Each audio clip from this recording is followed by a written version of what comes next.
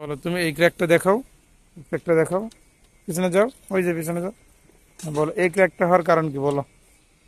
Sir এটা হতে পারে স্যার, যখন স্যার এটা সিমেন্ট মোটর করছে, তারপরে স্যার পানি না কিউরিং না করার কারণে মূল কারণ কিউরিং না করার কারণে এইভাবে। কিরা করছে। ঠিক আছে, আমরা সিমেন্ট মোটর করে যে বেডিংটা দিচ্ছি, বেডিং এর মূল উদ্দেশ্য হলো ওইটা থেকে একটু উঁচু করে যাতে এখানে পানির সংস্পর্শ না আসে এবং এটার সাথে মানে আলাদা আলাদা ইয়ে হয় এবং সিমেন্টটা থেকে স্যার এটা আলাদা করা যায়। আলাদা করা। কিন্তু কিউরিং করে যে হলো টোটালটাই ফেটে গেছে। ঠিক আছে। যখন স্যার এটার ওই যে বন্ডিং হওয়ার জন্য যখন স্যার পানির প্রয়োজন হয়েছিল, হুম। তখন তৈরি হয় না, এই কারণে কাসার, বলো কি করা যায় এখন, তোমার কি কি করা যেতে পারে, এটা সমাধান কি? এখন তো স্যার সমাধান এটা রিফাইন।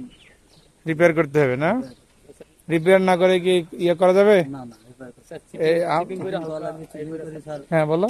এটা চিপিং করে হ্যাঁ এবারে পরে স্যার আপনার যেই আছে কনভেস্টার জিপি2 হ্যাঁ হ্যাঁ, দিয়ে স্যার রিপেয়ার করে দিলে আর থাকবে না।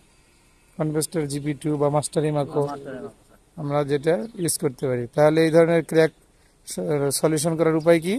চিপিং করে কতটুকু পর্যন্ত আমাদের ক্র্যাক হয়েছে এটা হলে, হ্যাঁ যতদূর পর্যন্ত ডিপে গেছে, হ্যাঁ এখানে 20 সেন্টিমিটার করে আছে তো হয়তো বা টোটালটাই ভেঙে ফেটে গেছে।